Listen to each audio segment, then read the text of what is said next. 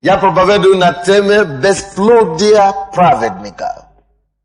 Аллилуйя. Евангелие от Луки, 1 главу, с 5 по 20 стих. 5 по 20 стих. Если вы пришли сюда сегодня, и у вас опухоль в левой груди, готовься освободиться на этой неделе. Если вы также пришли сюда, у вас хронические головные боли, то готовьтесь также уйти здоровым отсюда. Аллилуйя. Бесплодие праведника. Здесь Библия говорит нам, что эти люди, которые были бесплодны, или которые не имели детей, или ребенка, это Елисавет и Елисей, или Захарий, что они, давайте будем считать 6 стих. Оба они, какие люди, не имели ребенка? Оба они праведны перед Богом, поступая по всем заповедям и уставам Господним беспорочно. Люди, которые поступают по уставам и по всем законам Господа беспорочно, знаете, что у них было? У них была огромнейшая проблема, особенно для людей того времени. В то время, если у тебя нету ребенка, как женщина, тебя считают вообще негодно. И люди же очень хотели в то время детей, и это считалось как самый главный фактор семейной жизни. И здесь Библия говорит, что и отец, и жена, и муж, и жена были праведны перед Богом. Они поступали по всем законам и требования закона, все отлично. Они были беспорочны во всем. И именно у них не было детей. Именно они не могли иметь ребенка. В то время, когда самые худшие, самые последние грешники имели по 10, по 20 детей. Что это такое? Неужели Бог забывает о своем народе? Неужели Бог не проявляет заботу? Неужели Бог жесток собственному священнику и служителю? Но это должен нам что-то сказать, что верующие, будущие верующие, что мы не исключены от проблем. И мы не застрахованы также от них. Я вам даже еще больше скажу. Когда вы верующие в Иисуса Христа, и вы оставили ад, и вы направляетесь в рай, когда вы уже не служите князю мира сего дьяволу, но когда вы перестали ему служить, когда вы перестали вкладывать в его производство, это ему не нравится вовсе. Вы, представляете, служили ему всю жизнь до этого. Ваши энергии были затрачены на его требования. Вы исполняли все то, что он вам диктовал. Хотя вы не знали, что это была диктовка его. Через ваши помыслы. Он толкал и водил вас, как ему было угодно. И тут раз вы освободились. И еще притом вы начали еще и других освобождать, и еще его прогонять, то он сделает все, чтобы вернуть вас. Вы знаете, как он это делает? Он это делает через два пути. Через гонение, он начинает посылать непонимание со стороны ваших близких друзей. Это во-первых. Через гонение. Во-вторых, через обстоятельства. То есть он начинает сунуть вам такие обстоятельства, которые преграды, просто преграждают вас. Так, чтобы вы могли сказать однажды, что все, я уже устал.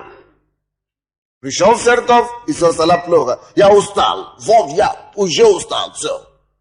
Я вернусь обратно. Но не зная, не подразумевая, что возвращаться обратно, значит опять быть слугой кому? Опять служить дьяволу. Опять работать на его счет.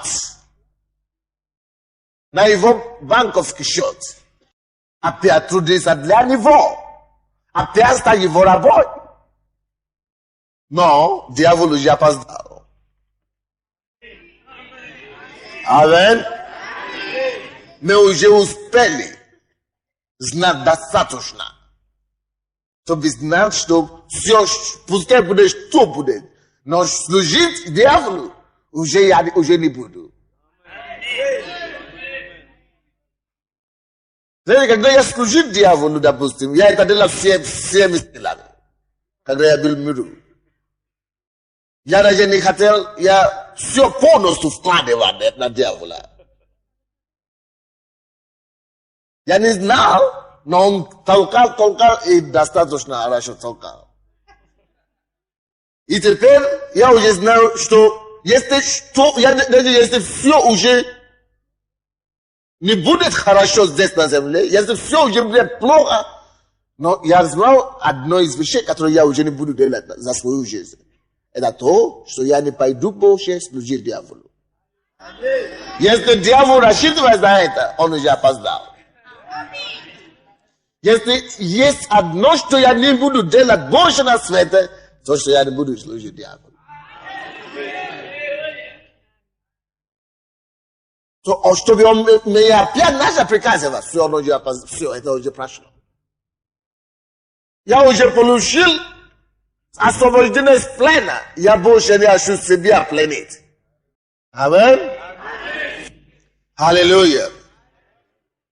Потому что, несмотря на все обстоятельства, которые дьявол попытается ставить вам на дорогу, вы знаете, что если вы стоите крепко, Господь все равно, в конце концов, даст вам победу над обстоятельством. В конце концов, вы победите. В конце концов, конечно, методы. Пословица, которая мне очень нравится, это то, что кто смеется с последним, тот лучше смеется. Поэтому, в конце концов, это то, что важно. Допустим, многим из вас жилось хорошо 10 лет тому назад. А теперь очень плохо. Когда человек жил хорошо вчера, и сегодня живет плохо, он уже не помнит, как он может вспоминать только, но это только на уровне мысли, как он жил хорошо вчера. То, что важно, сейчас это уже не вчера было важно, а сегодня. Правда? То же самое. Если ты живешь хорошо сегодня, очень хорошо, и ты будешь жить плохо завтра, какой толку? Потому что, когда завтра придет, ты будешь там жить плохо, ты забудешь, насколько ты хорошо жить сегодня. Но, если ты живешь плохо сегодня, но ты точно знаешь, что завтра будет хорошо, тогда я лучше потерплю сегодня. Кто-нибудь там? Почему? Потому что когда завтра уже придет, вы начнете жить хорошо уже завтра. Там завтра вы забудете уже все, что вы, через которое вы прошли сегодня. Видите? Потому что радость всегда проглаживает всякую скорбь. Даже следы не будут видны у вас. Вот это речь не идет только о небесах. Я имею в виду отсюда начинается это. Поэтому будущее человек, который это знает хорошо, То самое последнее, что дьявол может ожидать от меня или от вас, это чтобы опять был порабощение его. Потому что это уже всю жизнь. Не просто здесь всю жизнь, но во веки веков. Без конца уже будет. Порабощение. Почему я веду? Я веду к тому, что человек верующий, дьявол особенно нас пытается сломать.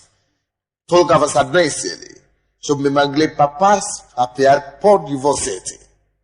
Он пытался делать то же самое для Захари и Елизавета.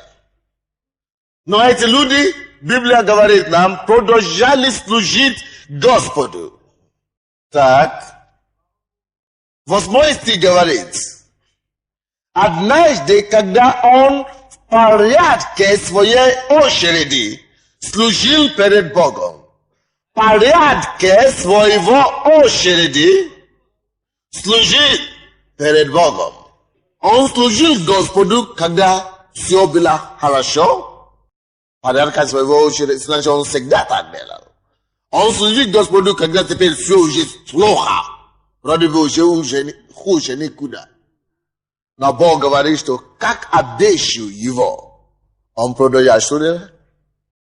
Продолжает служить Богу. Дорогие мои, если есть время, когда нужно больше всего, больше, чем когда-либо, служить Богу, это именно тогда, когда дьявол начал ставить его препятствовать на вашем пути. Если есть время, когда вам необходимо усиливать ваше ожидание за Богом, пускай это будет именно тогда, когда дьявол пытается ставить вам палку в колеса. Именно тогда вам необходимо еще сильнее и сильнее делать. Я вам скажу почему. Очень просто. Дьявол пытался удерживать этих людей от ребенка своего.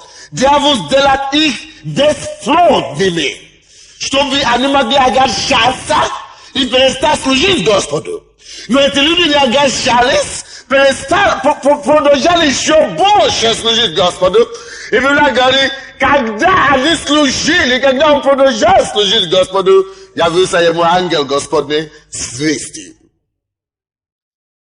Когда вам, я повторяю это еще раз, когда у вас бесплодие, когда атака больше, чем когда-нибудь, когда вам сложнее в обстоятельствах, во внешних обстоятельствах, во всех внешних параметрах, когда вам сложнее служить Богу, именно тогда нужно это делать. Именно тогда необходимо усиливать это дело. Теперь я вам скажу очень простой факт. Дьявол не хотел допустить, чтобы эти люди рожали своего ребенка по одной причине. Потому что на свет должен появился второй Илия. Дьявол знает, что если не будет Иоанна Крестителя, не будет Иисуса. Потому что перед Иисусом должен быть предшественник. Всякий раз, слушайте внимательно, всякий раз, когда дьявол вам дает бесплодие, либо духовно, либо физически, не обязательно бесплодие в утробе женщины. Это может быть бесплодие в бизнесе. Это может быть бесплодие в вашем творчестве. Это может быть бесплодие в вашей семье. Это может быть духовное бесплодие. Что такое бесплодие? Когда вы трудитесь, когда вы вкладываете, и вы не можете видеть урожай. Когда вы вкладываете семя, и земля не выдает плод или растение. Это бесплодие. Когда вы вкладываете много усилий, и нету ничего особого, за которое вы можете показаться, это бесплодие. Когда муж и жена живут вместе, и нету детей, мы называем это бесплодие. Потому что они живут, не то, что они не живут вместе. Когда вы делаете бизнес, или вы работаете, вы на самом деле работаете, и нету толки оттуда, с этого бизнеса, с этого дела, это значит, у вас бесплодие. Возможно, вы в пустыне проходите сейчас. Возможно, вы даже не понимаете, что будет. И вы уже на грани разочарования. Слушайте это слово сегодня, чтобы вы могли знать, что разочарование это не должно быть то, что должно подойти к вам. Потому что дьявол всегда, во всех времен, имеет план, когда он знает, что что-то великого должен выйти на свет. Дьявол пытается препятствовать. Если у тебя есть бесплодие в бизнесе, это потому что Бог планировал дать тебе бум. Знаете, такой бум? Это потому что Бог планировал дать тебе огромнейшее благословение. Если у тебя бесплодие духовно, ты читаешь Библию, ты молишься, но все сухо. Это потому, что Бог хочет тебя привести на землю обетованную. И если у тебя есть бесплодие в семье, семейное положение, ты молишься, постишься за своего возлюбленного, может быть, мужа или ребенка, и ничего не слышно. Именно тогда усиливай твое служение Богу. Именно тогда продолжай как твои порядки служить, исследовать за Богом. Потому что дьявол, он заинтересован препятствовать только то, что великое. Только то, что может ему вредить, его повредить. Только то, что действительно будет помазанное. Дьявол не будет тратить свое время на ничтожного. Дьявол не хочет препятствовать. Безызвестный человек, который его не будет ему принадлежить, все равно. Дьявол всегда препятствует то, что будет его вредить. Дьявол знает, давайте посмотрим, ангел явился, и что ангел сказал, давайте посмотрим, 14 стиха. И будет тебе радость и веселье, и многие о рождении его возрадуются. Дорогие мои, всякий раз, когда у вас есть бесплодие, продолжайте служить Господу, потому что выйдет ребенок. И это выйдет плод. И плод, который выйдет, будет благословение. Не просто для вас, но для многих других. Поэтому дьявол делает все, чтобы препятствовать это. Это не просто для вас лично. Он бы не переживал. Но если это что-то действительно великого, дьявол будет препятствовать. Моя мама носила меня 12 месяцев. Потому что дьявол не хотел меня пустить в мир.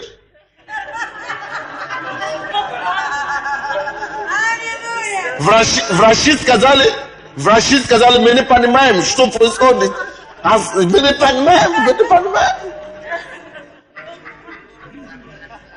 4 месяца лично.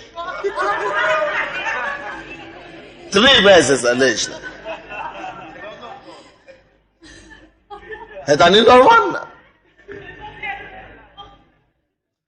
Но conservation plot.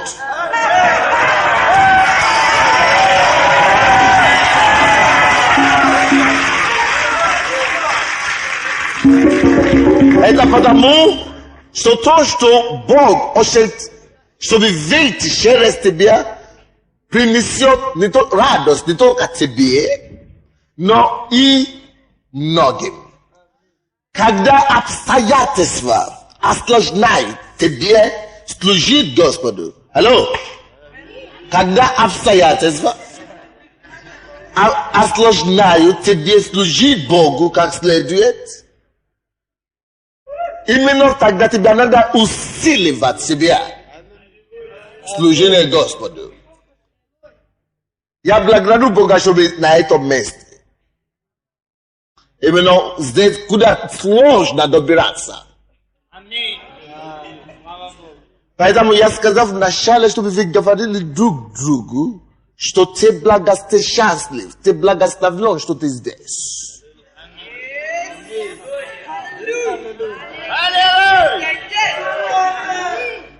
Особенно по четвергам. Hello. Поймите эту истину раз и навсегда. Когда дьявол начинает ставить тебе обстоятельства сложные, чтобы не добираться до церкви, когда транспорт начинает задерживаться, когда авария начинает случиться на простом месте, на ровном месте, то знаешь, что тебе надо туда добираться обязательно. Начни призывать транспорт.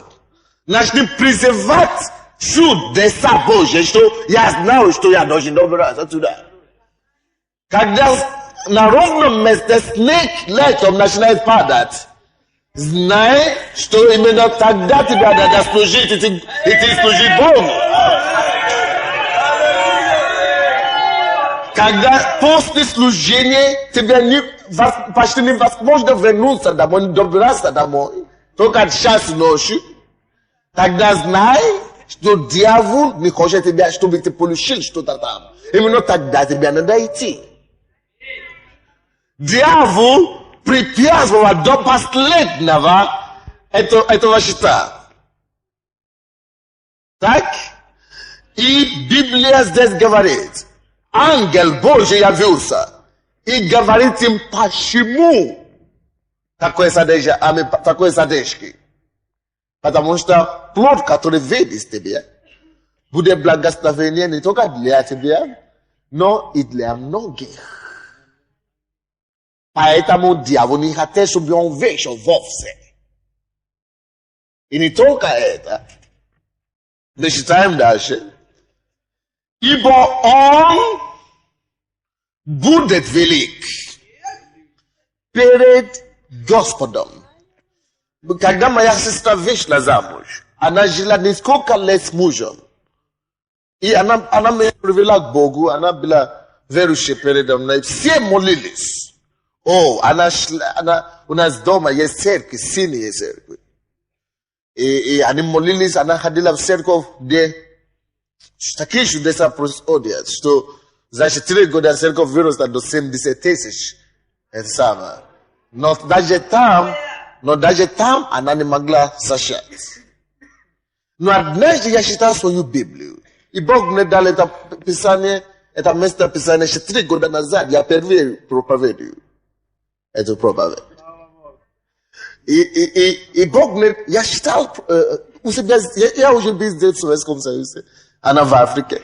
И когда я читал это место, Бог мне говорит, бесплодие праведника никогда не бывает случайно. Вспомни Самуила. Это самый главный пророк в истории Израиля до сих пор. Анна и ее мать, его мать. Дьявол не хотел пустить его на свет. Помни Моисея. До его рождения дьявол указал, выдал закон через фараона, чтобы начали убивать всех детей, ребенков мужского пола. Чтобы, как только что он даже до его рождения приговор уже был на его жизнь. Помни Иисуса. Как только что родился, Ирод выдал указ, что убивает 7 младенцев. И Бог мне говорит, никогда не бывает случайно бесплодия именно праведника. Потому что праведник – это человек, который стоит перед Богом. Праведник – это человек, который причиняет дьяволу и царству ада неприятности. Праведность – это человек, который Богу, который Бог расположен сердцем. Поэтому Бог хочет ему дать все. Но если дьявол стоит на дороге, что-то должен освободиться, что-то идет. Помните Даниила, который молился и опустился 21 дней? Дьявол, первого дня Бог дал ему ответ, но дьявол противостоял 20 лишних дней. Его ответ. Почему? Потому что Израиль должен выйти из плена. Бесплодие праведника. И если у тебя есть бесплодие какое-то в твоей жизни сейчас, если ты переживаешь какие-то неважные обстоятельства, то знай, что слава Богу, что ты должна выйти.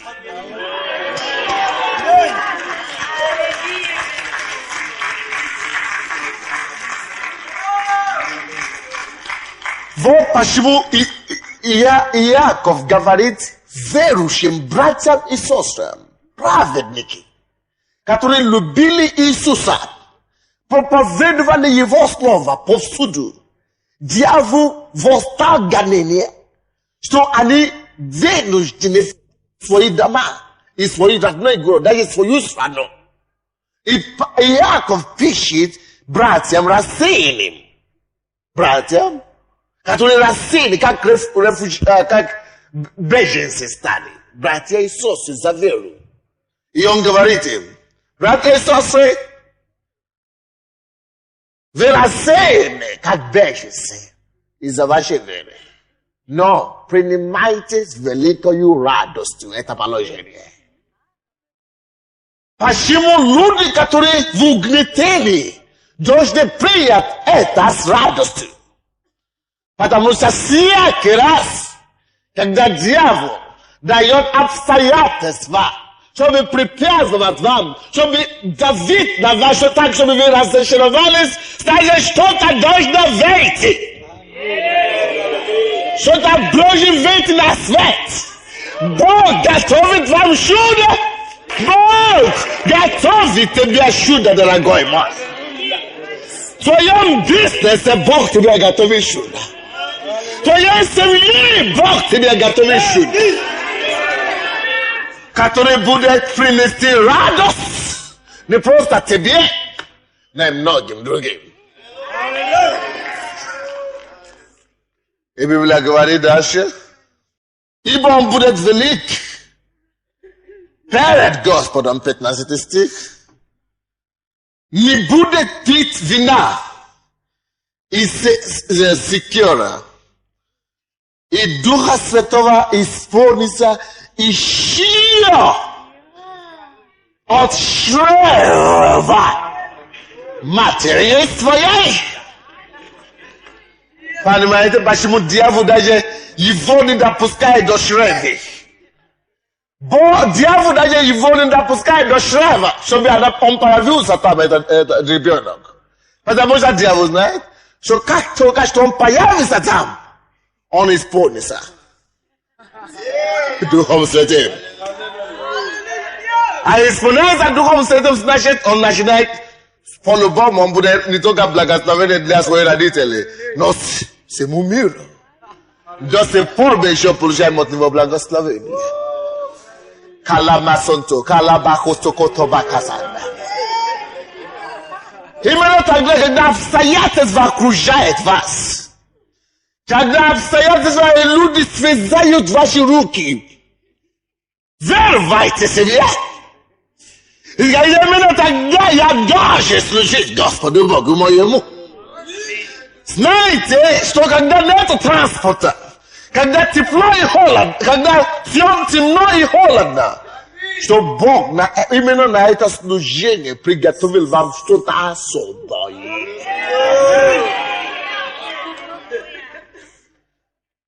Всегда знаете это. Kalabasoko tabakata lokoto bakata lakata borokotondo. Kalabakoto koto bokoto. Imenem Gospoda Boga. Ja объявляю всяким бесплодием, присутствующим в этом зале, прорыва во имя Иисуса. Калабакото бакалабаката бабабаба. Илабако калабахо лабакате кетенде катанда. Я бросаю именем Господа Бога вызов всяким бесплодным обстоятельствам. Именем Господа Бога я повелеваю, чтобы жизнь пришла вместо бесплодия. Я молюсь во имя Иисуса, чтобы на сухие места появились жизнь во имя Иисуса. Пускай Божье чудо начали со сегодняшнего вечера. Калабако, калабако, катабакатанда. Келебокото, бокото, бокотондо. Илабахалаба, хоробокосото. Kelebeke sekete ketele baba. Ilabako sekatando. Ilabakosoko. Ilabakosoko. Ilabakosoko. Ibakatokoto. Yelabakulobokosanto. Kelebeke tebebebebebebe. Если у вас бесплодное положение сейчас в вашей жизни, я чтобы вы стали на ваши места. Если у вас бесплодное положение, что-то не получается никак. Может быть в ребенке, может быть в бизнесе, может быть в семье. Бесплодная почва. Катабакуру бокото. Хеле бокото бахаяндо. Куло бокотонто. Хиле кета бахаялаба. Ho bakabodondo. Chelebokoto bahalando. Hihalaboko sotondo. Ketabaku kukukukuku. Keteke kalaboko toko. Kalabakite ketabahiya lalonto yolondo. Kelabahiya labahuro boko. Ketebakata yalalakaya. Kalabahaya labahaya lalakatandaya. Hallelujah. Шалабаху-ху-ху-ху-тондо. Все, которые переживают подобные ситуации сейчас. Я хочу выйти навстречу вам и соединить мою личную веру с вашей верой. Я хотел, я думал раньше возложить руки на все, но я не получится. Поэтому я выхожу сюда, чтобы я мог вас видеть, вы могли меня видеть. Но я дотрагиваю до вас. Я чтобы вы верой дотрагивали до меня сегодня. Что-то выйдет с меня к вам сегодня. И моя вера присоединится с вашей верою. И вы получите силою Бога. Желаемое во имя Иисуса Христа. Теперь смотрите на меня. Я буду молиться вместе с вами и просите у Бога именно конкретное то, что вы хотите. Вы есть праведные, если вы служите Господу, вы ходите с Ним, вы служите Ему, вы имеете право пережить чудо Елизавета. Если вы праведны во имя Иисуса, будет с вами. То, что было с праведниками старых времен. Поэтому сейчас определите себе, что вы хотите, конкретное чудо. И просите у Господа сейчас. Откройте свои уста и просите у Господа. Kalabakele molomoko seketende. Svoimi slavami prosite o nivo. E primite veroju. Va imię Jezusa. Поэтому дьявол атаковал вас так долго. В конце этой истории Захарий стал немой. Потому что он, Бог, один из главных ангелов Божьих, Гавриил вынужден оставить небо, прийти на землю, чтобы принести ему это послание. И это Захария умудрил усомниться. Из-за того, что он усомнился, Бог отнял у него речь. Дорогой мой, вы должны это знать. Я стоял перед вами сегодня, не потому что у меня нету дела делать. Алло, кто-нибудь меня слышит? Аминь. И всякий раз, когда я здесь перед вами, это правда, и Бог мой свидетель. Я не прихожу сюда никогда пустыми руками. И если Бог меня послал сюда к тебе и поставил здесь ради тебя, это то же самое, как ангел, но еще лучше, чем ангела. Не потому что это я, но потому что здесь Дух Святой сейчас. Аминь. Поэтому не умудрись сомневаться в Боге. Это преступление. Я разрушаю духа сомнения и неверия во имя Иисуса вас.